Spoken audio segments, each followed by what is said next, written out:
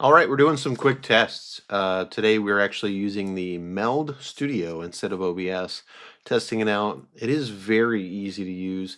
A lot of quick buttons, I feel, for more beginner type. Heard about it just the other day and was able to jump on and in a matter of moments able to click through it. It's very much more user friendly. What's the word they say? Adaptive, intuitive. Intuitive, yes. It's a very intuitive system. I feel that if you're getting started, it's a great starting point to be able to jump right in and get into your live streams. So what we've got so far is we've been doing some videos going out to places and enjoying them just the way we'd normally do so in life. Just letting you kind of experience it through a different lens, things that we look for, the way that we interact with day to day. This isn't, there's not much acting to it. It's just this is how we are, and we wanted to share it with everybody, and hopefully everybody enjoys it because I know I enjoy the people that I'm around. So, yes. Let's get into the items we're using so far. So right now we are being recorded on a A7 III Sony, and that is a mirrorless camera. I have it adapted with I believe a 28mm Tamron lens.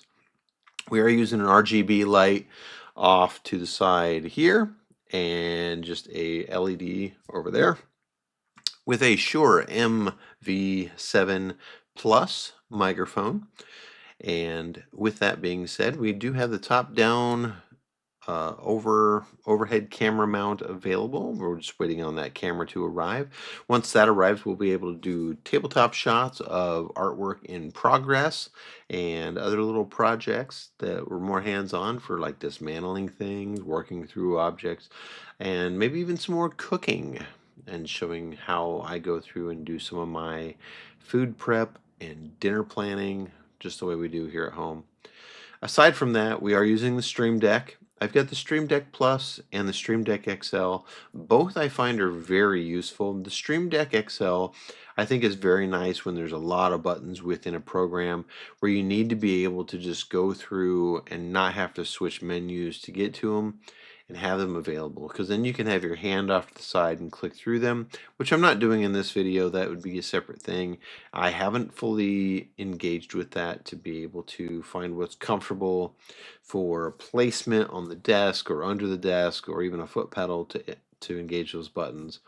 Now on the Stream Deck Plus, I do find that that one is very nice for the simple fact of the dials. I like the dials to be able to turn up volume, turn down brightness, just actuate different functions within the videos.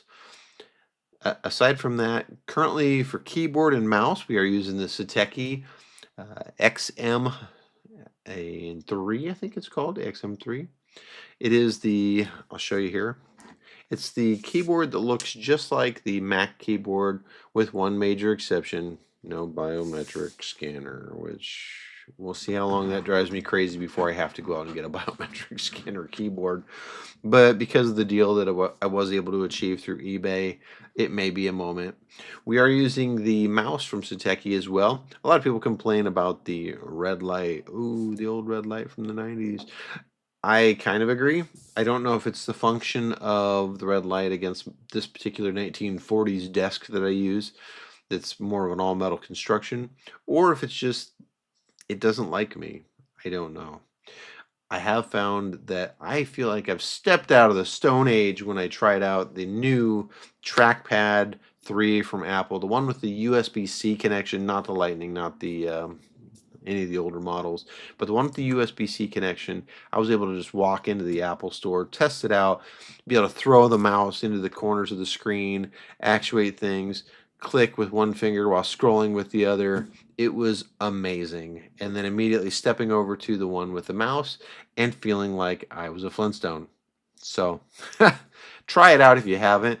Many people really love it. I know I really did, and I will be getting one. And I will then see if I retire using a mouse or if I use both for different purposes. I don't know. We will see. Now, from there, I would say stay tuned, subscribe, like the videos. Every little bit helps. We will be getting additional lighting and additional camera, which is the ZV-E10 from Sony. That will be our top-down camera. and we were gonna get a video controller so I can be able to put those all through a source. That I haven't decided on. If any of you use a particular controller for video input for multiple camera angles, please let me know. I'd say with everything else being considered, I would I'd beg to differ that I would probably be okay with up to $500 for a controller that functions. I did really like the looks and the sound of people that have used the Feel World L4. It's kind of what I'm leaning towards. However, I know that a lot of people like the Black Magic A10 or A10 Mini and A10 Mini Pros. So I'm not going to completely rule that out, but I do find it disappointing. There's not a screen. And I find it disappointing with many of the reviews that I've done that a lot of people that have had these, um, they just had some major issues when it came to support. And we're just going to test out some camera angles here.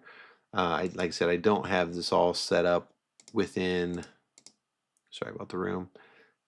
I don't have that all set up on triggers yet to be able to actuate that from the Stream Deck, but that will be coming. As for microphones to be able to do interviews, we will test out just having this one being more centralized so I can interview people, friends, coworkers, those sorts of things, and just talk about subjects, talk about life. There may be videos where we get involved with just kind of having a flashback to previous things in our past where we want to talk about things we didn't remember, but suddenly, it sparks a memory when we talk about it live. That has a lot to do with just the way we think, the way we act. There is a lot of functions, and I'm having a lot of fun with this Meld software. So, um, yeah, definitely, if you haven't, check out Meld Studio for any new content creator, podcasting. If you're getting going, so far I'm really enjoying it.